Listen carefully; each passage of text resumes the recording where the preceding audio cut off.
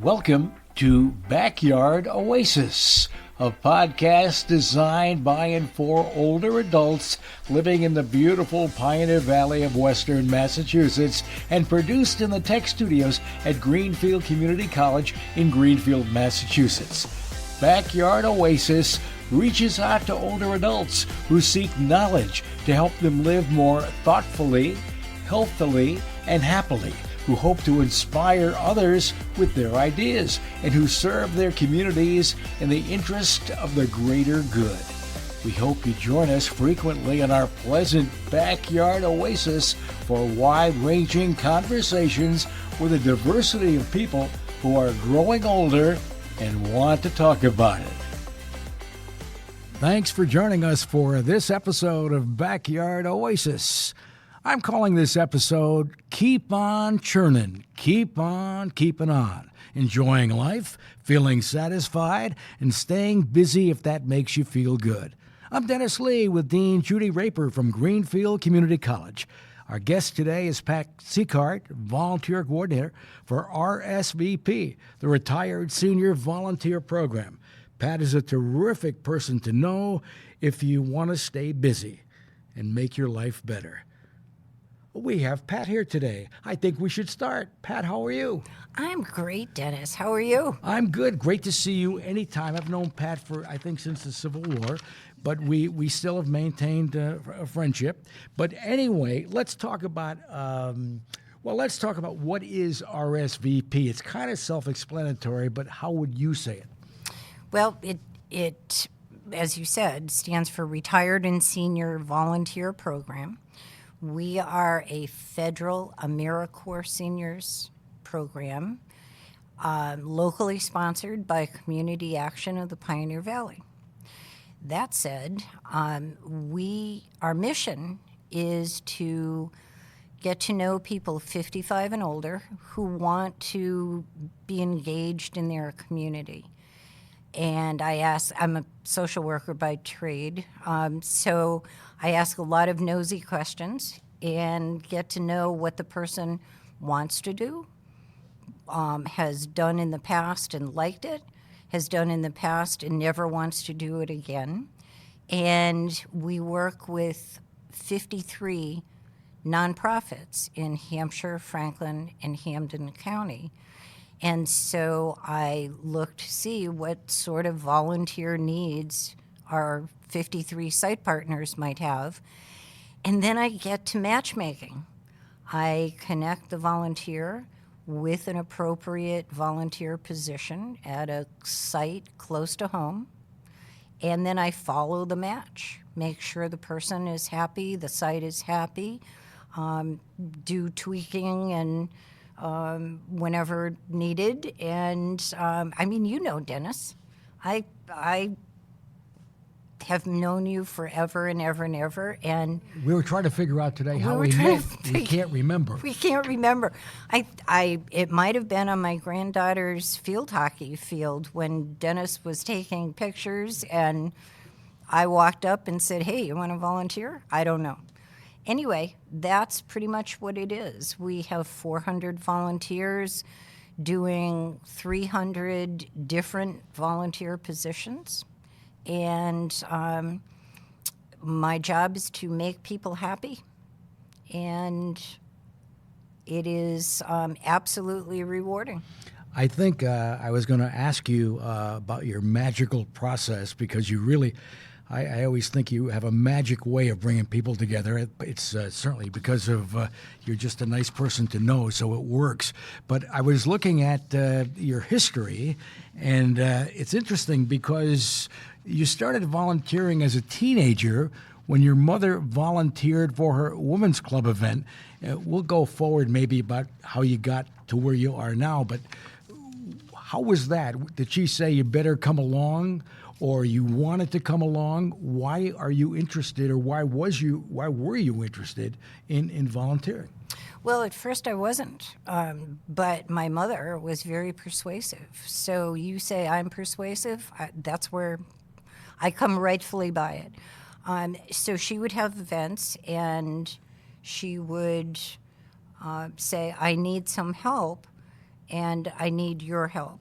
And I would say, okay, because that's what kids did when their parents asked them for help when I was growing up back in the dark ages. And I started, and I was at 10, 11 years old, pouring tea, terrified that I would break the china, going around in these frilly outfits, selling chances for raffles, you name it. And as I look at what else you did, we go on forever just how you got where you are. I mean, you were an older student at GCC with a couple of kids and a job, a member of the Greenfield Council on Aging, and then you were at Smith College focusing on social work and social psychology with an emphasis on geriatrics. So that leads me to the question, why geriatrics? Because of my Irish grandmother. She was probably the most wonderful person I've ever met, and I only had her for a few years, but she made such an impression on me. She came to live with us when at the end of her life, and I was her companion. I pushed her around in the wheelchair, told her jokes, washed her face, did all sorts of things. So I started at a very early age to really feel comfortable with older adults and to understand how much they have gone through in their lives, how much information they have, and so that's really it. And I always said I wanted to be a grandma like she was. And I bet you are, because I happen to know your granddaughter. And she's spoiled beyond belief because she's wonderful. But anyway, Judy? Yeah, I was just thinking, Pat, when you were talking about your relationship with your grandmother, I, too, as a child, was very comfortable with older people from the get-go. And I feel like it really shaped some of the volunteer activities I engaged in throughout my life. And now I'm an older adult. And so what I think is hard when you're trying to encourage older adults and younger folks to hook up in relationships that are a result of volunteer opportunities. It can be challenging, I think, for the younger generation to understand the value of that connection. Can you talk a little bit about when you've seen successful intergenerational relationships develop from volunteer opportunities and what that's like? Most definitely. Before I came to RSVP 15 years ago, I was the senior center director in Granby, Mass. And our meal site was held at the high school. So you have teenagers and seniors coming every day for meals. One of the most wonderful things, the seniors would teach, the seniors in high school would teach the senior adults how to do some of the current dances. So you just can imagine a group of teenagers showing seniors how to do the achy breaky line dance and the hokey pokey and some of these other things. But we had a lot of intergenerational programs. The seniors taught grade school children how to make potholders, and we had some who were teaching them how to play chess and how to play cribbage and games that these children probably would never have been exposed to. So, is that enough? Yeah, I could go on. Yeah, I think as I get older, I am my appreciation for the transformative potential for intergenerational relationships just grows. And right now we have a program called Cyber Seniors on campus where young people are teaching older adults how to navigate technology. So it's something that, they're so intuitive about. And I think that I feel like that's a really important component to volunteering, is encouraging those kinds of relationships. Well, one other thing, if I can jump in, RSVP had a program at the Lathrop community in East Hampton, and I was privileged to manage that program. Elementary students were bused in to Lathrop the Lathrop residents and the children read the same book, and they discussed it and they wrote about it, and at the end of each time period, they would do a presentation. But the best was one of the volunteers had been a drummer, and the kids were blown away. Another one's father had been a tailor in the garment district in New York, and she brought in a pair of scissors that was about 2.5 feet long and said her father used to use those. And so what the children learned was something very, very special. And the seniors' lives were validated every time they could pass that information along. So, beautiful thing. I'm wondering about maybe examples of people that you have matched up. Give us an example of what you remember about them, and then what's the process? You mentioned a few things before, but how does it work for you? Somebody calls up and says, well, I'm bored. I think I did that, and I think that's why I'm doing the podcast. But anyway, that's me. But I mean, go through the process. Maybe give us a couple examples of people that you've worked with and how it's worked out, or maybe give me one where it didn't work out, and then talk about how you get to the good stuff. Well, remember, there are 400 volunteers right now, so every story is different. But if someone calls and says, I'm looking for something to do, then immediately I start talking to them and asking them about their life. I can explain RSVP later in our conversation, but I really want to tailor it to the person. So I find out that this person was a professor, or this person was a cook, and so then I start asking about, social supports and what do you do in your free time, and did you like what you were doing, and is there something you always wanted to do and never had the chance to do it? A lot of people have said they always wanted to do something for the environment. And we work with Arcadia in East Hampton, and also the trustees of reservations. And so I will tell them about some opportunities there, and does that sound interesting? Would you like to try something like that? And just keep talking and listening. Remember, my whole life has been spent listening to what people say. I'm very good at keeping quiet when I have to. Mm-hmm. I know you don't believe that, but it's true. So then I will come up with 2 or 3 suggestions after talking to the person. Then I tell them about RSVP, who we are, what we do, our process. But it's so important that whatever a volunteer chooses, that they're smiling when they walk out of their house to go to their volunteer position. And if they're not smiling, then I need to keep finding other suggestions for them. Also, when they're coming home, are they smiling? That's exactly. What I would think. After you did it, like I've taken pictures for Pat for about 5 years at her event where she thanks volunteers, and I enjoy it. Nice people, and I get some free food. So, it's a good deal.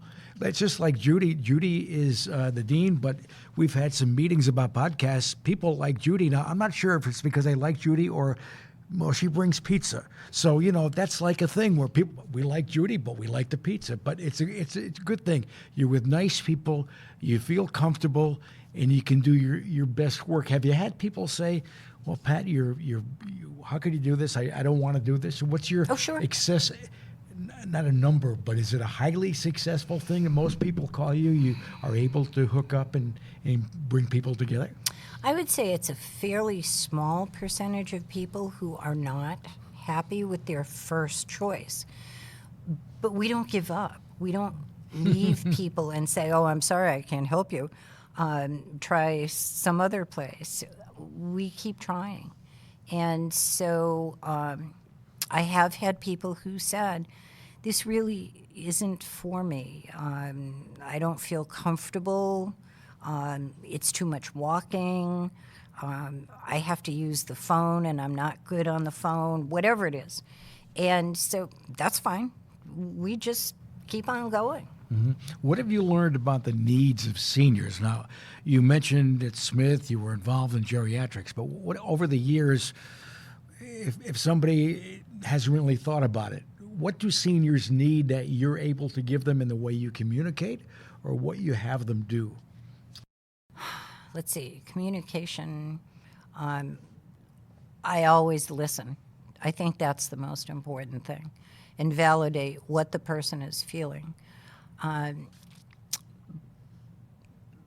guess that is the most important thing in all of what I have done, all of the work that I have done with seniors. It's talking to people and listening for those tells.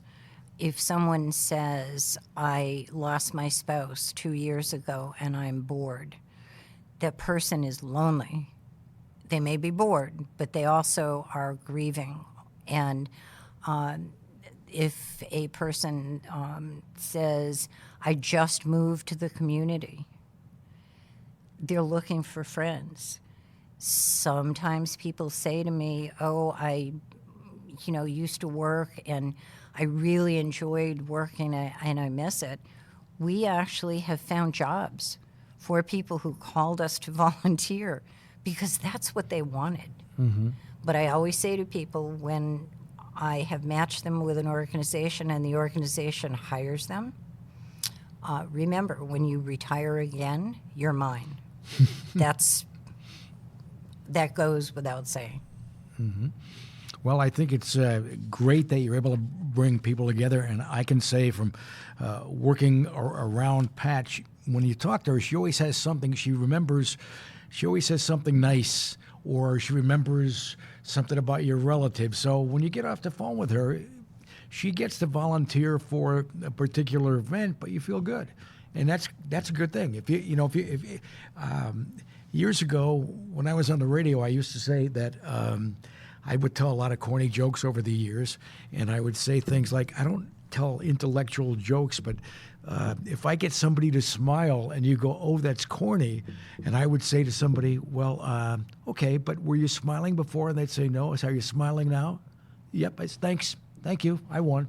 And it's the same thing with you. You get off the phone with you have a conversation, you say something nice, and with her, I can honestly say it doesn't feel like it's a public relations smile. I've worked around people, they give you this, oh, you're so nice. With her, you feel good, she feels that way, and you come away with the good feelings from being an RSVP volunteer. Judy, how did you end up talking to Pat originally? It's hard to remember the origin story exactly, but, we do have, so I guess it was about 4 or 5 years ago. You know what? Pat just reminded me of how we actually met. Community Opportunity. Yes, we used to work together on a festival called the Community Opportunities Festival. And so it was the beginning of the school year. We would have a resource fair where community organizations that had resources that our students might benefit from had tables as well as internal. But where that morphed into, which is more relevant to this conversation, is I changed jobs here at the college about 4 or 5 years ago. I used to be in student affairs, and I'm now the associate dean for community engagement. And one of the things that the president at that time said to me is the demographics in Franklin County are really shifting. By 2031, and 3 people are going to be over the age of 65. We need to create some new ways to connect older adults to the college. And so that's when we developed this volunteer program. And I already had an existing relationship with Pat. So we partnered around trying to get my volunteer program going. And I recall thinking to myself, I'm going to sort of put the word out there. Maybe I'll get 20 or 30 volunteers. We had 120 within like the first 3 weeks of that program starting. And this is one of the questions I was going to ask Pat, actually, that I'm now going to ask her since I just gave that intro. So one of my challenges managing volunteers at the college has been having enough opportunities for the people who are interested in volunteering. And so I'm curious what your experience has been around opportunities versus people who are interested. And are most people able to connect to something, or do some people have to wait a while? It's really a little of each of those. Sometimes there is a perfect match that is so glaring, it's meant to be. In other instances, it's not as obvious. It may take a little time. I always believe in honesty, and I will say to people, what you want to do is something that is a little more obscure, and it's going to take some time for me to find that for you. I'm not saying I can't, but it won't happen overnight. And in those cases, we've actually gone to organizations and said, I have someone who plays the flute beautifully, would love to play with a group, entertain. What do you have? And I will keep on going until I find someone who says, oh, you're kidding. We have a group that meets once a week, and we'd love to have them come and play at our congregate meal site. So eventually, most of the time, something connects. But sometimes it's a long process. But I'm always honest with people and let them know. And then I check back with them. I will let them know who I've spoken to, and it didn't come together, but I'm hang in there. Hanging, yes, yes. So this is obviously for you, it sounds like you're satisfied. I mean, you seem to enjoy what you do. This seems like, I know it's a job, but I think you enjoy this venture and try to get people to come together. I love what I do. It's a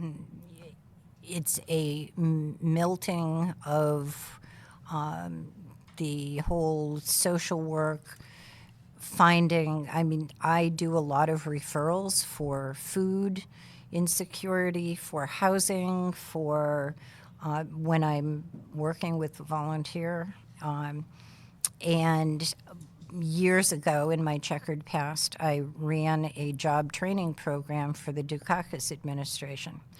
So a lot of what I do is skills I learned while doing that. It's understanding what people want, what their skills and needs might be, and finding something that satisfies them emotionally, as well as success-wise. So, do you go and do people know of all the, would you say 53 organizations? Is that what? Yep. So do you tell everybody that we're here? Do you reach out to them and say, this is what we do? Do you know this? And so people are thinking of you when they need something? We actually have an agreement with the organizations, and funny you should ask. Before I came here to be with you today, we had a site partners meeting at our office space and gathered our site partner representatives together to give information. I visit every site partner. We have two. I'm the volunteer manager. We have a volunteer coordinator, Ginger Elliott, and she and I share the 53 sites. And we visit at least once or twice a year, go to the site, talk to the volunteers, be with the staff, answer any questions that we can. So we have a really close relationship with our 400 volunteers and our 53 sites and the staff at them. It's amazing because when you have your volunteer thank you luncheon, or this year I think it was a breakfast, just to tell you how much I happen to like this lady, she wanted me to get up for an 8:30 meeting. And I used to work early mornings, and I don't get up before 11 o'clock every day unless I have to. But she got me up to drag my camera to Look Park to take pictures. There's few people I would do that for. She's one of them, so that tells you she's okay. But what is there anything we should have asked you? I was thinking in the car, I'm thinking, well, I have a few ideas, but is there something we didn't get across about what's so important about what you do, or you want people to know, something we left out? I think you touched on it a couple of times, but the message, if we serve people who are 55 and older, and so anyone who has moved to the community is feeling like they have skills and would like to share them, people who have retired and they really miss working, and would like something challenging as a volunteer, all of those needs can be met by giving 2 or 3 hours a week to an organization to help people with food insecurity, to help seniors pay their bills. We've had people, I was a caseworker at what's now called Life Path, but was Franklin County Home Care, and I had seniors who could not pay their own bills. They had vision problems, they had arthritis, couldn't hold a pen, they were confused, cognitive issues, and they threw out the light bill and they kept the Walmart flyer.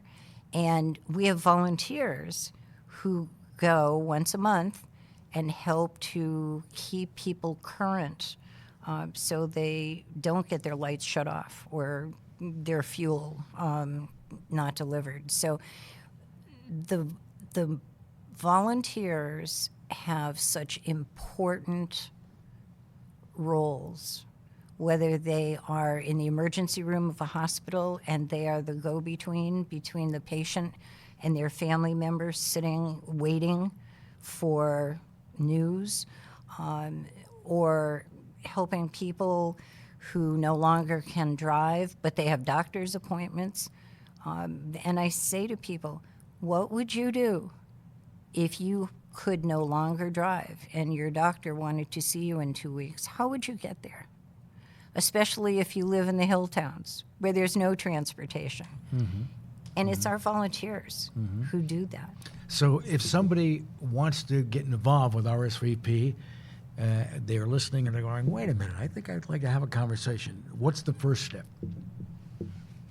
To call. And what's your number? Well, awful inquisitive, aren't you, Yes, Dennis? I am. It's 413-387-1286. All right. And then you'll hear a prompt and it'll say volunteer services, and this lovely lady will join you, and I bet your life will be better and probably richer because of it. Can I mention our website? You sure can. It's www.rsvphf.org, and the HF stands for Hampshire Franklin. We thank you. I think this has been wonderful. I've enjoyed it, as I always do every time I talk to Pat. And Judy, even though she didn't bring pizzas today, I still like her. Thank you. Why didn't you bring pizzas? Well,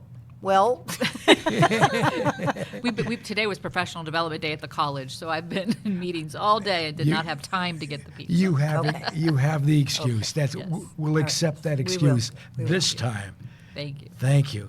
On behalf of everybody from Backyard Oasis, thank you for being with us. We hope you learned something. Hope you enjoyed. We'll talk to you soon.